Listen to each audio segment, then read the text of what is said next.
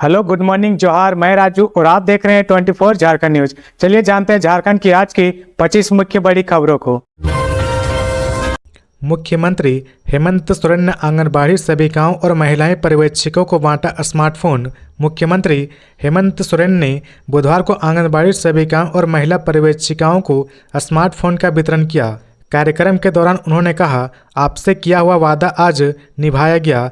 आज आपको स्मार्टफोन मिला है। वैसे आप में से बहुत लोगों के पास पहले से ही स्मार्टफोन होगा। सरकार की ओर से आज आधिकारिक रूप से आपको स्मार्टफोन दिया गया है। बदलते समय में जरूरी है कि आप भी तकनीकी रूप से दक्ष हो।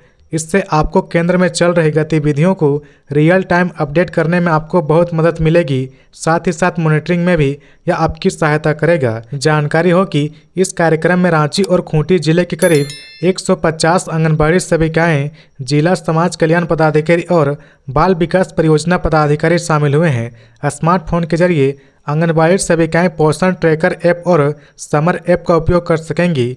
पोषण ट्रैकर ऐप के माध्यम से गर्भवती महिलाओं, धात्री महिलाएं और 0 से 6 वर्ष तक के बच्चों की पोषण की स्थिति की निगरानी की जाएगी। सेविकाएं इस ऐप पर रोजाना आंकड़े दर्ज कर सकेंगी, जिससे कुपोषण दूर करने में मदद मिलेगी।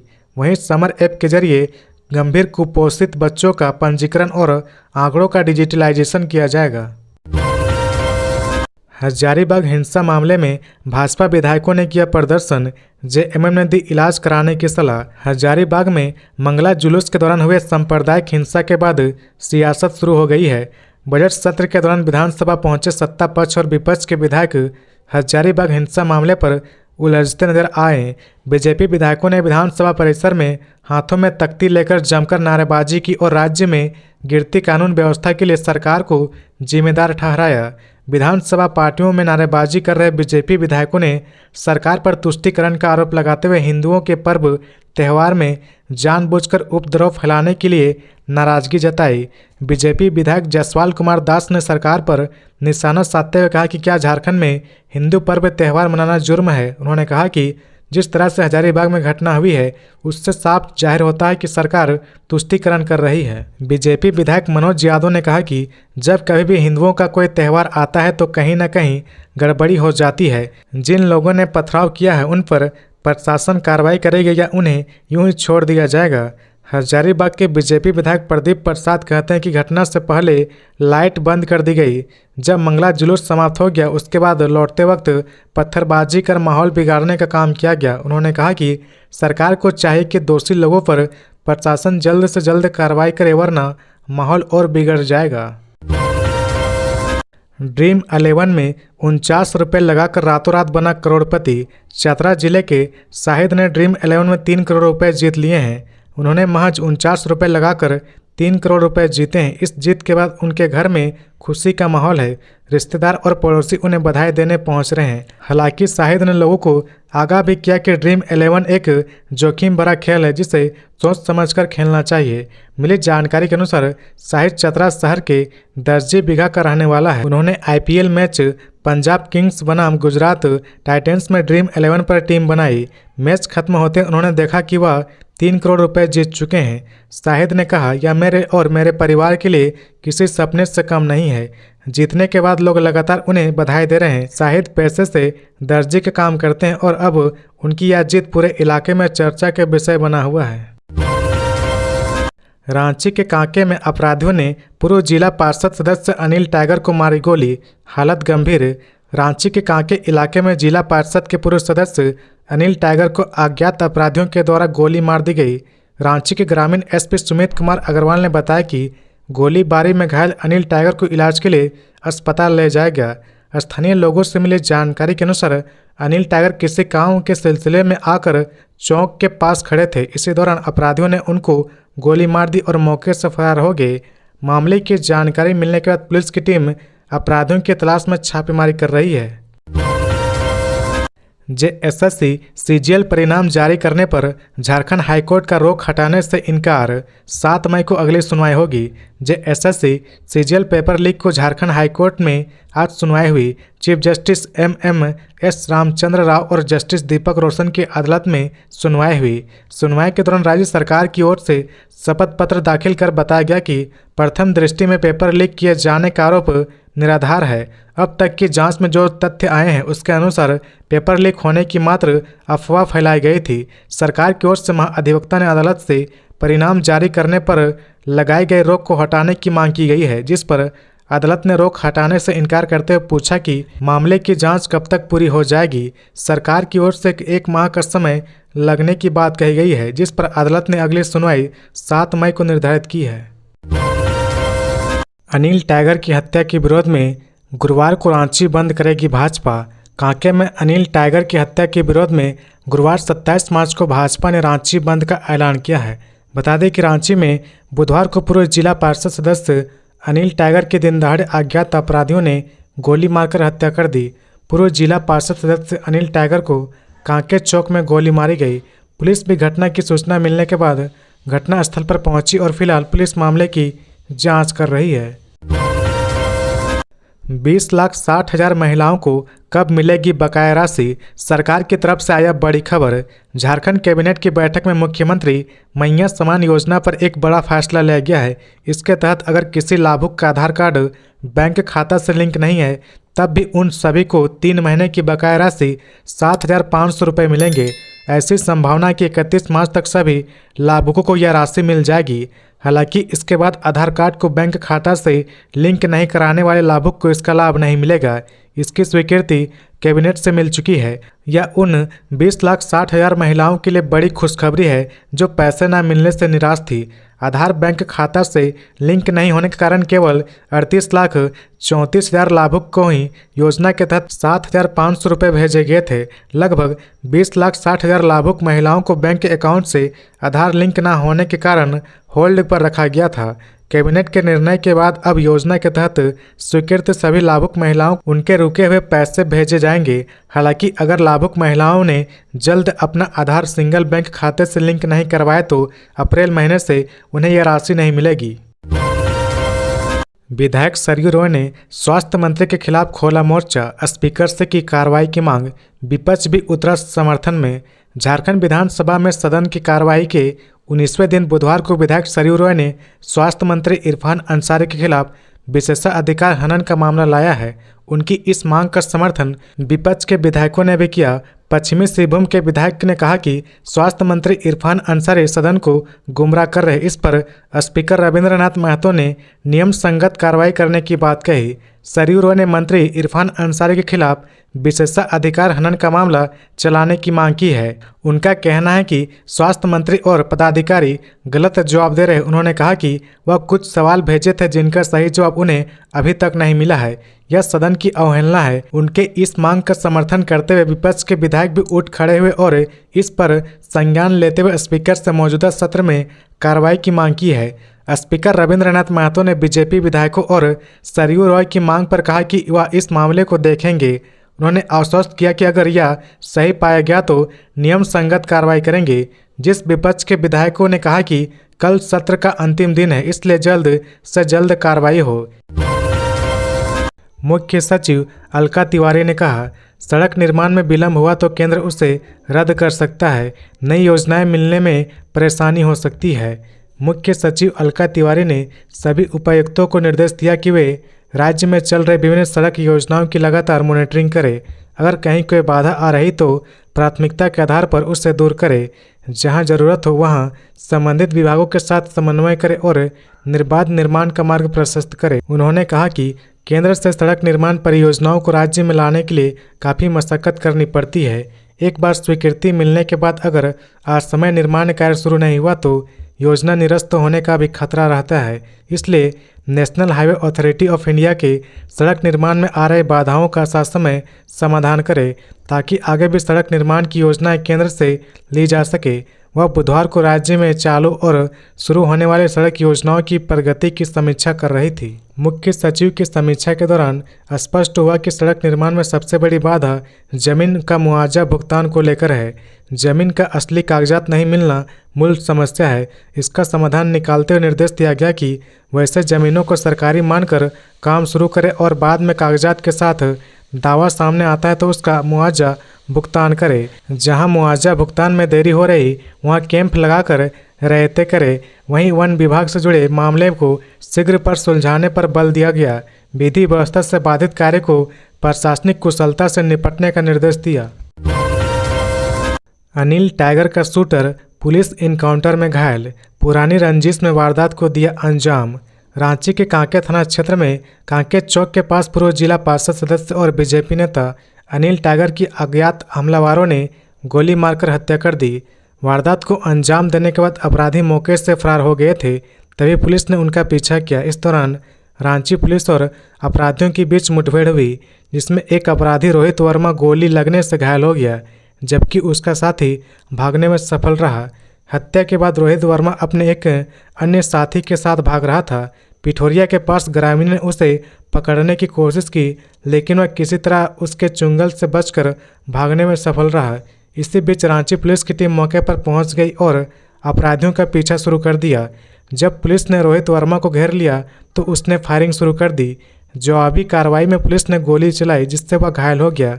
पुलिस ने उसे पकड़कर अस्पताल में भर्ती कराया, जबकि दूसरा अपराधी फरार हो गया। बोकारो में सीबीआई की टीम के साथ मारपीट, 3 घायल, रिकवरी एजेंट को गए थे पकड़ने। बोकारो में सीबीआई की टीम के साथ मारपीट की घटना सामने आई है। मिली जानकारी के अनुसार बोकारो के हरला थाना क्षेत्र में काली बाड़ी के पास बुधवार सुबह सीबीआई की टीम रिकवरी एजेंट को पकड़ने गई थी। इसी दौरान टीम के साथ मारपीट हुई। इसमें सीबीआई टीम के 3 लोग घायल हो गए हैं। घटना की जानकारी धनबाद एएसपी पीके झा ने दी है। उन्होंने कहा कि मामले को लेकर पुलिस में शिकायत दर्ज करा ली गई है। साहेबगंज में मलेरिया से एक और बच्ची की मौत, अब तक 6 बच्चों की चली गई है जान। साहेबगंज सदर अस्पताल में मनरो नगर भीठा गांव के भर्ती मलेरिया पीड़िता बच्ची परमीला पहाड़िन की मौत इलाज के दौरान हो गई। जानकारी के अनुसार सोमवार की रात नगर भीठा के रहने वाले प्रेमी पहाड़िन 6 वर्ष, मोनू पहाड़िन 7 वर्ष, पिंकी पहाड़िन 8 वर्ष एवं परमीला को इलाज के लिए साहिबगंज अस्पताल में बेहतर इलाज के लिए भर्ती करवाया गया था। सभी का इलाज डॉक्टर के देखरेख में चल रहा था, लेकिन परमीला की मौत मंगलवार को इलाज के दौरान हो गई। जानकारी के अनुसार इस आदिम जनजाति गांव में पिछले 13 दिनों में 6 बच्चों की मौत हो चुकी है। कल्पना सोरेन ने सदन में उठाया मनरेगा बकाये का मुद्दा। सरकार बोली केंद्र से लेने का पूरा प्रयास कर रहे।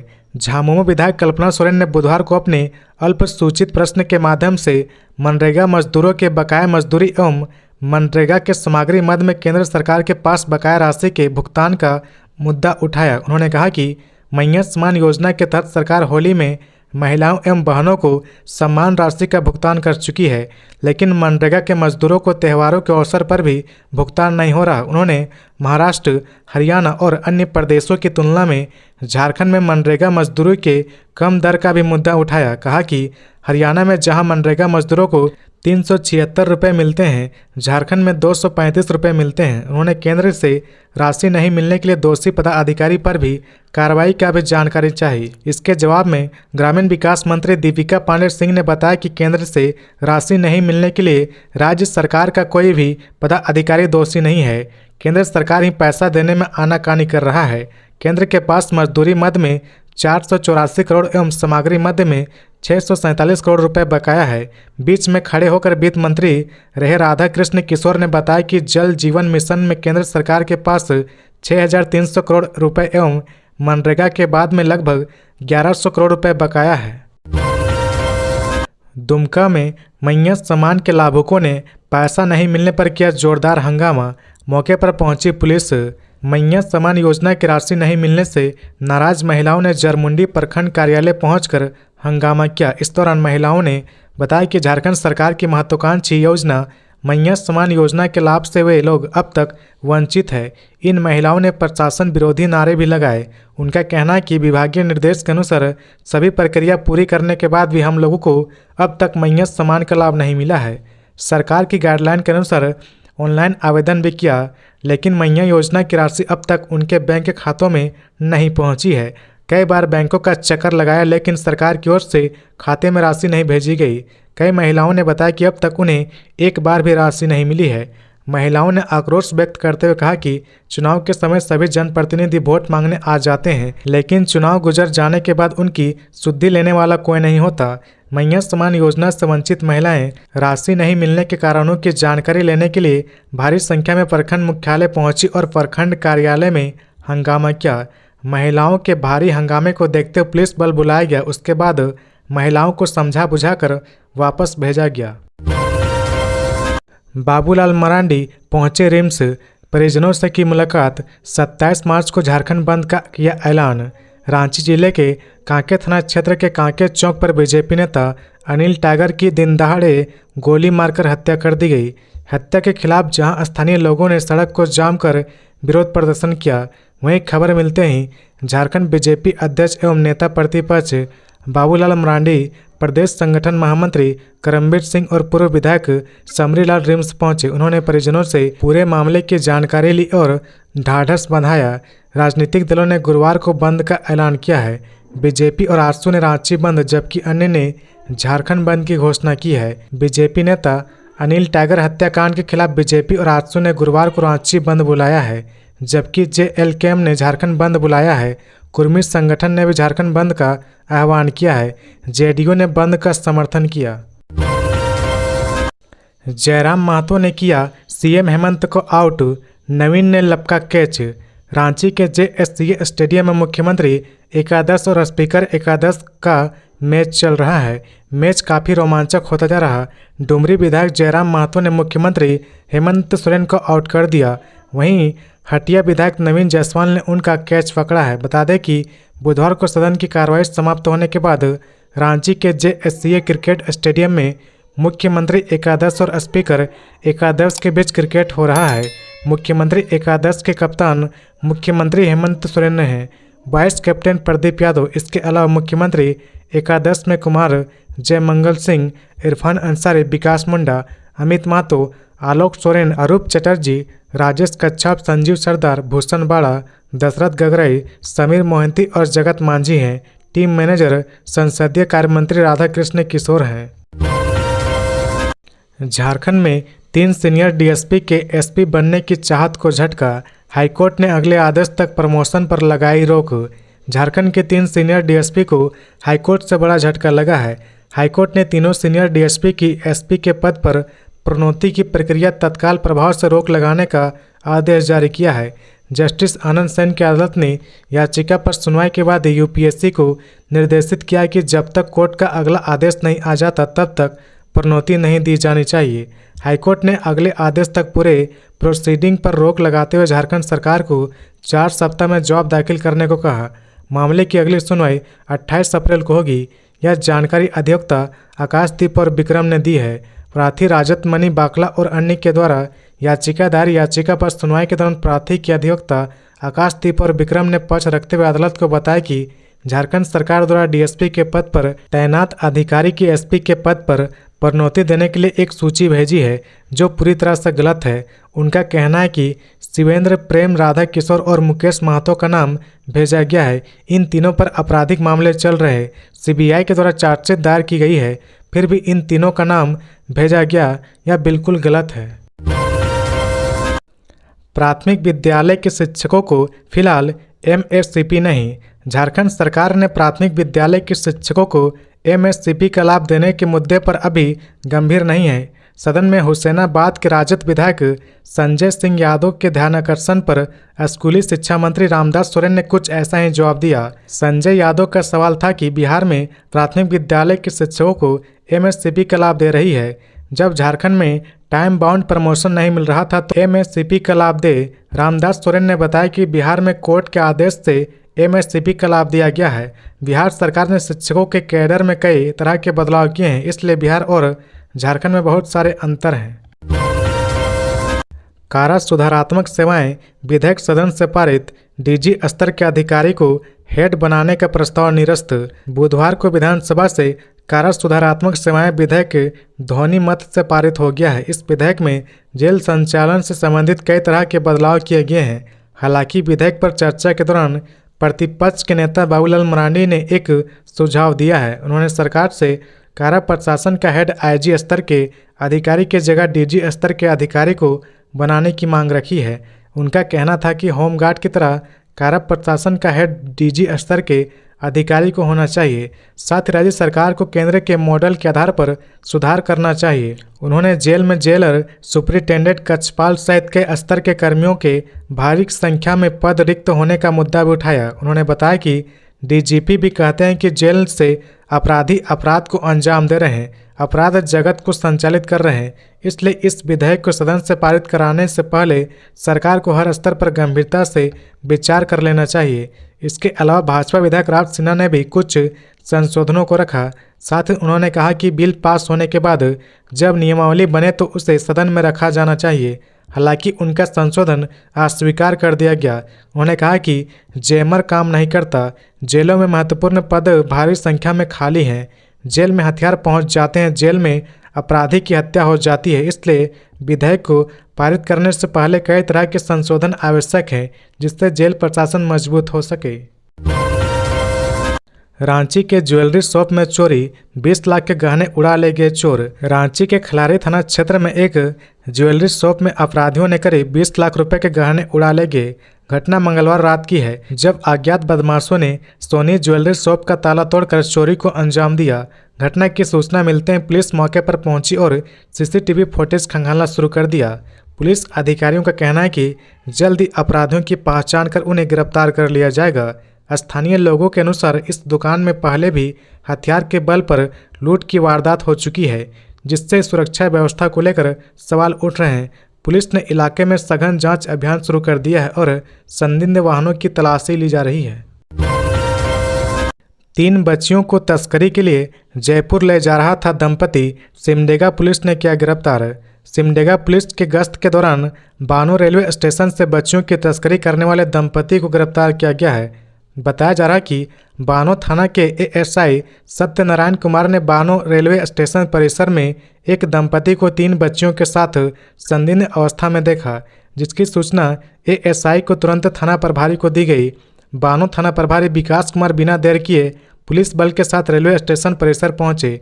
पुलिस ने महिला और उसके पति को 3 बच्चियों के साथ स्टेशन से पकड़ा। यह दंपति बच्चियों के साथ ट्रेन के आने का इंतजार कर रहा था। पुलिस दोनों को मामले में पूछताछ के लिए थाना लेकर पहुंची। इस दौरान पुलिस ने बच्चियों के परिजनों को सूचना दी। सूचना के बाद परिजन थाने पहुंचे।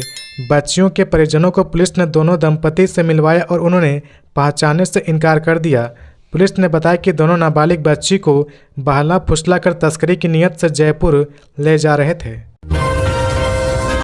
आपत्तिजनक गाने को लेकर हजारीबाग में हुआ पथराव। सरकार ने विधानसभा को बताया कि मंगलवार को जुलूस के दौरान हजारीबाग में आपत्तिजनक गाने को लेकर विवाद और पथराव हुआ। एडीजी की रिपोर्ट को उद्धृत करते हुए संसदीय कार्य मंत्री ने बताया कि मंगलवार को जुलूस के दौरान अशोक चौक पर आपत्तिजनक गाने को लेकर विवाद खड़ा हुआ। डंडा अधिकारी ने मामले को शांत करने की पूरी कोशिश की। मामला शांत होता नहीं देखा तो 2 राउंड गोली भी चलानी पड़ी। फिर एहतियात के तौर पर अन्य डंडा अधिकारियों को प्रतिनियुक्त किया गया। सड़कों पर गश्ती बढ़ाई गई, प्रशासन चौकसी बढ़ा दी गई। बाद में अशोक चौक पर प्रतिनियुक्त डंडा अधिकारी द्वारा 5 मुस्लिम और 5 हिंदू के विरुद्ध नामजद प्राथमिकी भी दर्ज कराई गई है। 200 अनाम लोगों के खिलाफ भी प्राथमिकी दर्ज करवाई गई है। इस बीच भाजपा विधायक नवीन जायसवाल का कहना था कि यह बैलेंस करने की कोशिश है, जबकि प्राथमिकी पत्थर चलाने वाले पर होनी चाहिए। रांची नगर निगम का पिछड़ा वर्ग आरक्षण सर्वे रिपोर्ट जारी, 7 दिनों के अंदर दर्ज कराएं आपत्ति। रांची नगर निगम ने रांची नगर निगम चुनाव के लिए वोटर लिस्ट में पिछड़ा वर्ग को आरक्षण देने को लेकर डोर टू डोर सर्वे का कार्य पूरा कर लिया है। निगम ने सर्वेक्षण रिपोर्ट भी जारी कर दिया है। सर्वेक्षण रिपोर्ट रांची नगर निगम की आधिकारिक वेबसाइट www.ranchimunicipal.com और रांची जिले की वेबसाइट पर उपलब्ध है। यदि किसी को इस रिपोर्ट पर कोई आपत्ति हो तो वे प्रकाशन की तारीखों से 7 दिनों के अंदर अपना लिखित आपत्ति संबंधित अधिकारियों के पास दर्ज करा सकते हैं। आम नागरिकों की आपत्तियों की समीक्षा के बाद फाइल रिपोर्ट जारी की जाएगी। चतरा में अंकित हत्याकांड के आरोपियों को शहर में पैदल घुमाया, पुलिस की गाड़ी हो गई थी खराब। चतरा में चर्चित अंकित हत्याकांड को लेकर चतरा के आम जनमानस में काफ़ी गुस्सा है। गुस्सा का अंदाजा इसी बात से लगाया जा सकता है कि हत्या के दिन पूरा चतरा बंद रहा। हत्या के आरोपियों के बढ़े मनोबल के कारण ही अंकित का पूरा परिवार सड़क पर आ गया था। गिरफ्तारी के बाद पुलिस ने सभी आरोपियों को हाथों में हथकड़ी लगाकर शहर से पैदल जेल भेजा। मामले को लेकर एसडीपीओ संदीप सुमन ने बताया कि उन्हें जो सूचना प्राप्त हुई है उसके अनुसार वाहन खराब हो जाने के कारण आरोपियों को पैदल जेल लाया गया है। दरअसल विगत 20 मार्च की शाम शहर के मेन रोड जामा मस्जिद के पास अंकित के साथ मारपीट हुई थी, जिसके इलाज के दौरान रिम्स में मौत हो गई। घटना के बाद एएसपी के नेतृत्व में एसआईटी का गठन कर कार्रवाई शुरू की गई।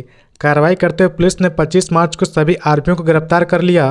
गिरफ्तार आरोपियों को मंगलवार रात को जेल ले जाया जा रहा था, तभी अचानक वाहन खराब होने से सभी आरोपियों को पैदल ही जेल तक ले जाया गया।